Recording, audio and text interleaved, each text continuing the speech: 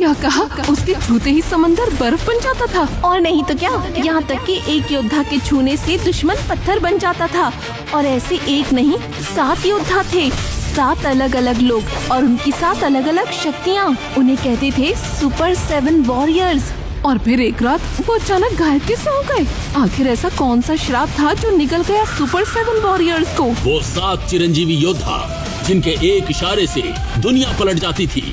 उन गायब हुए 7 वॉरियर्स को वापस लाने की जिम्मेदारी मिली थी एक ऐसे कमजोर लड़के को, जिस पर गली के आवारा बच्चे भी उसकी कमजोरी का मजाक उड़ाते थे।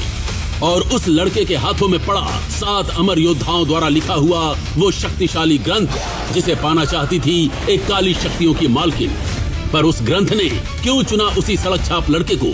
कैसे झुक गई थी 3 फनों वाली नागिन उस अनाथ लड़के के सामने? ये हैरत अंगेज कहानी को अगर आपने नहीं सुना तो आप पछताओगे। चलो सुनते हैं कहानी जो कर देगी आपको दीवानी।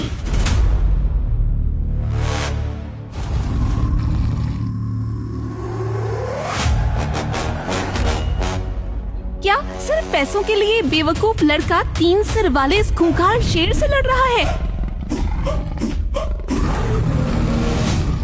इसका दिमाग तो ठिकाने है। इंद्रपुरी के लोगों की आंखें आज सिर्फ विद्युत के ऊपर टिकी थी, जो इस वक्त 6 फीट के 3 सिर वाले खूंखार शेर के सामने खड़ा था। उसकी आंखों में एक आग थी, वो आग जिसमें आज कोई भी जलकर राख हो जाए। और उसके कानों में लोगों के वो ताने गूंज रहे थे।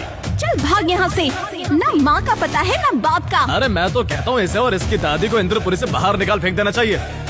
आज के बाद कोई मुझे कुछ नहीं बोलेगा। और तभी वो शेर विद्युत के ऊपर झपटा। विद्युत ने अपनी पूरी जान लगा दी उसे खुद से दूर करने में, पर शेर का आकार बड़ा होने की वजह से वो शेर विद्युत पर हावी हो गया।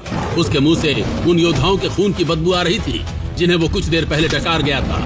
वहीं वहाँ मुकाबला देख रहे आचार्य अश्वत्थामा की नजर जैसे ही विद्युत पर गई, वो अचानक अपनी जगह से खड़े हो उठे। ये तो वही राघव रघुवंशी की पत्नी का लॉकेट है जो मैं इसे मरने नहीं दे सकता, मुझे बचाना होगा इसे। वही विद्युत शेर के पंजे को पकड़कर उसे पीछे कर ही रहा था कि तभी आचार्य थामा ने विद्युत की कमीज को पकड़कर उसे मैदान से घसीटते हुए बाहर निकाल लिया। और फिर मैदान में एक घोषणा हुई, 50 करोड़ जीतने की इस रेस से विद्युत बाहर होता है। जैसे ही विद्युत ये सुनता है, उसका गुस्सा 7वें आसमान पर पहुंच जाता है। छोड़ो मुझे, तुम्हारी वजह से आज मैं 50 करोड़ रुपए जीतते जीतते रह गया। क्या जरूरत थी तुम्हें मेरा बाप बनने की, मुझे बचाने की? विद्युत, वो शेर तुम्हें भी डकार जाता। मैंने सिर्फ तुम्हारी उम्र देखकर तुम्हें बचाया है उससे। तो डकारने देते ना उसे मुझे। वैसे भी जिगर मैंने क्या ही उखाड़ लिया आज तक। सिर्फ बेइज्जती सही है मैंने। सिर्फ एक मौका था मेरे पास